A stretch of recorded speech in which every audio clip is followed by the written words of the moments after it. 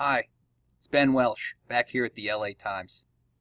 In this next lesson, I'm going to show you how to filter your data frames down to just the records that you want, not just all the ones that you start with. And this is a common operation that is done in all sorts of data analysis, from in Microsoft Excel, when you get the little pull down and you select a value and filter to just that, or in an SQL database query, if you've ever written one of those, with a where statement where you filter down a data set to just the records you want to keep. I'm going to show you how to do that in Pandas using the data frames that we've already imported into the notebook in our previous lessons. And so if you haven't done that, if you haven't read in the list of campaign committees and contributions yet into Pandas, you need to go back and work in the previous lessons, because I'm going to assume that you have your Jupyter notebook up and running, and that in that notebook you've read in a data frame called props, which includes all of the committees that were active in last November's election, November 2016. Now, the mission I'm going to send us on is to dig into this data to filter down this list, which has over 100 different committees working on 17 ballot measures, to just those committees on a single question. And that question is Proposition 64. Proposition 64 asked California voters last November if they wanted to legalize the sale of marijuana for recreational purposes. Ultimately, they voted yes, and that is becoming the law. It will be legalized here in the state. But before that election, there were a number of committees that spent lots of money both for and against the measure to try to convince people to vote their way.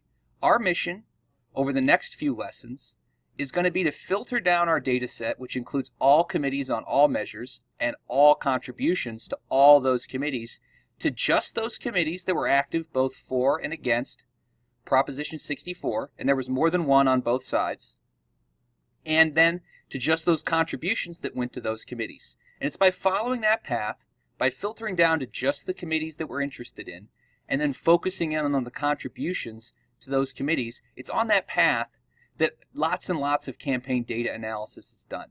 And so for our example we're going to work through in this class, that's going to be our first effort, to start off with the list of all those propositions and to filter it down to just those for Proposition 64. So how do we do that? It's not so tough, but we just have to learn another Pandas trick. Now, Pandas does filtering using a system that it calls indexing. And that's where you take your variable that you've created, your data frame props, and then you pass into it an expression that it will evaluate to decide which record should I keep and which record should I exclude. And so in our case, as you may remember in the last lesson, we were working with a column within the props data frame called prop name. And that column included for every record the proposition that that committee was active on, either in support or in opposition. So in the next few minutes, we're going to use this column, prop name, to filter this data frame, props, down to just the ones where that field is filled in with the full name of Proposition 64. And that will do that by writing an expression we pass in. Now that's a lot of talking and a lot of jargon. Let's do it. It's really not that hard, all right? The first thing we need is we need the full name of Proposition 64 so that we can use it in our filter. Where can we get that? There's a couple ways, but one thing I'm going to suggest is that we use our friend that we learned in the last lesson, value counts. Now value counts will take a column from a data frame, and then it will group up all the unique values within it and count how often they are. And so by doing that, it will return everything in the column in a single list. Now hopefully you'll remember how to do this, but if you don't worry, we're going to type it together. We're going to start with our data frame variable, which we named props. We're going to do a dot to access the columns and methods on that data frame. Our column is called prop name. Now again, if I just run this now, it's going to print out that column for every single value in the table. And you can see that in Pandas defaults, it actually truncates those values that are long, as they are in the case of this data, so you don't get the full thing.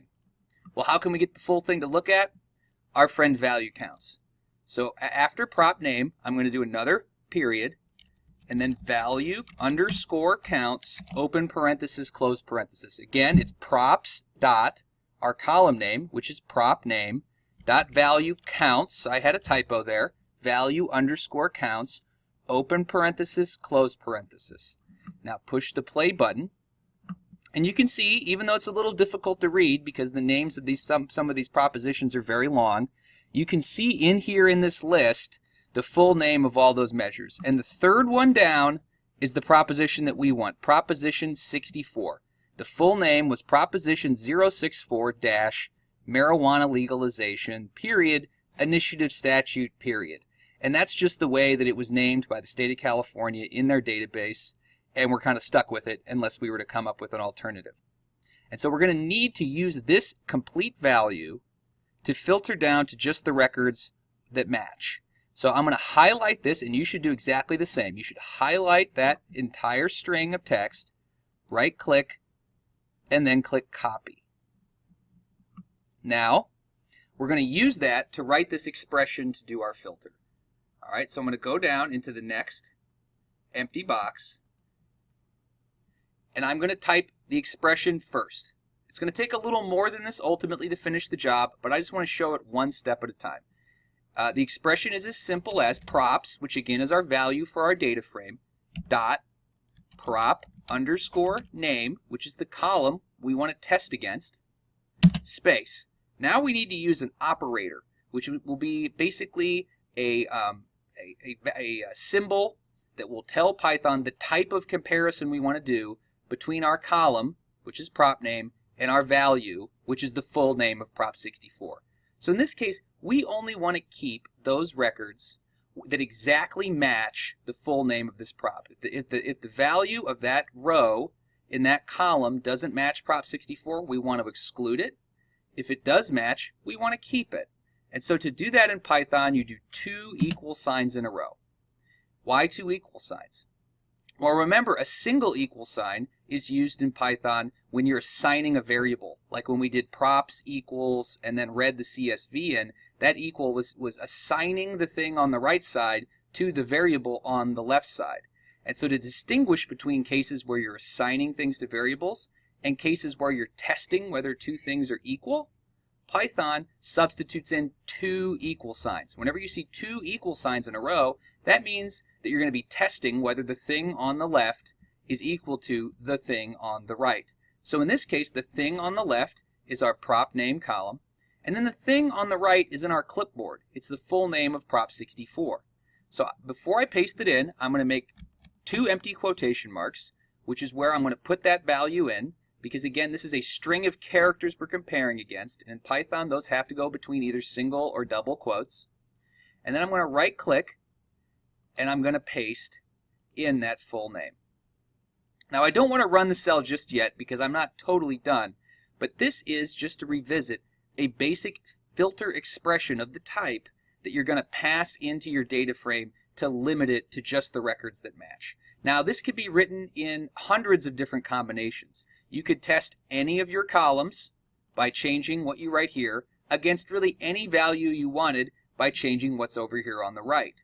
And then what goes in between is how you're testing it. There's other options here besides equal equal. Things like greater than or less than when you're testing numbers are two things you can do. There's a variety of complex string matching tools you can do to filter to things that partially match or that match certain patterns, and a whole bunch of other ways that you can ultimately filter your data, including chaining multiple filters together to cases where things either are one thing or another thing, or one thing and another thing, or even more complex combinations of filters as you get more sophisticated in what you're trying to do. But since this is our first filter, we're going to keep it really simple. And this simple expression just asks, return only those records where the prop name column equals this exact value. Now there's one last thing we need to do before this will actually work. We need to take this expression and we need to pass it into our data frame, because it's the data frame itself that we want to filter, not the column. And this is what is called indexing in Python language, or in Panda terms. You don't need to worry about precisely what that means, but it really comes from the use of a pair of flat brackets after a variable to limit what's inside that variable, right? And it's a tool that's used in Python and other places to say take the first 3 items from a list or the last 3 items from the list. But in this case in pandas, it can be used to do more complex operations to limit what's in a list or data frame of values. And the way that you do that here is you just start by typing the name of your data frame, which again is props. And then after props, a flat bracket. All right, so it's props, flat bracket, and as odd as it may seem, props.prop name again, right? And so into the flat bracket or following the flat bracket, we're going to write our complete expression that we want to evaluate against the props data frame. So then that complete expression is then written, and then on the far right-hand side, at the very end, after my quotation, I need to click over and do another flat bracket, which might float kind of over here on the edge of your page since our line is getting pretty long.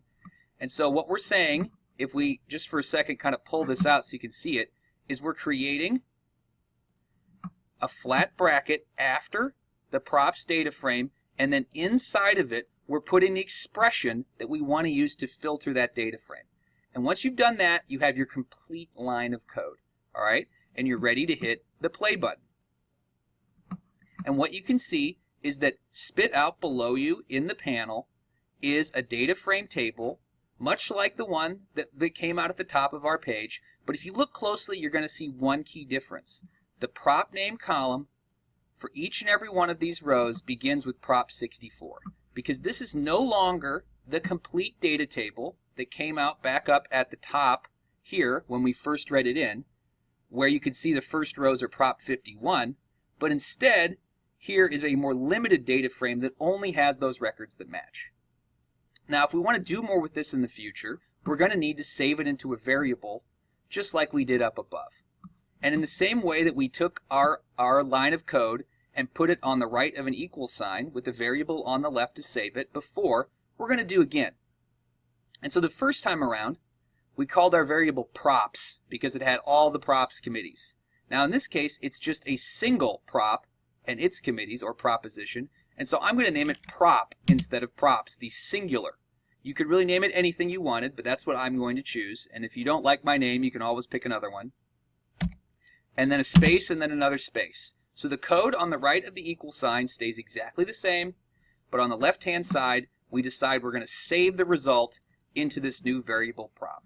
I'm going to do that and press play. And now, as has happened before, nothing comes out. That's good. That means that the values have been saved into the prop variable, which we can now inspect. Now, you may remember the 2 techniques we learned before to inspect a data frame, but just in case you don't remember, let's type them out here again. Their first one is prop.head, open parenthesis, close parenthesis, which is going to spit out a little peek at the first 5 records. And we can see that, yes, they all are prop 64.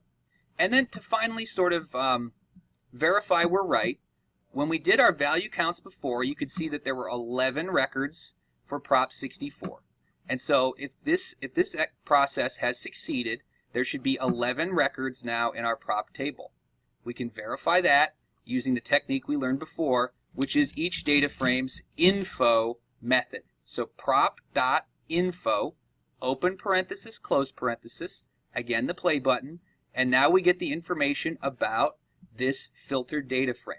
All the columns are exactly the same as before, but there's one key difference. Here in the row count, it tells us that there are only 11 entries. You should see that exact same number yourself, and if you do, congratulations, you've successfully filtered your data frame.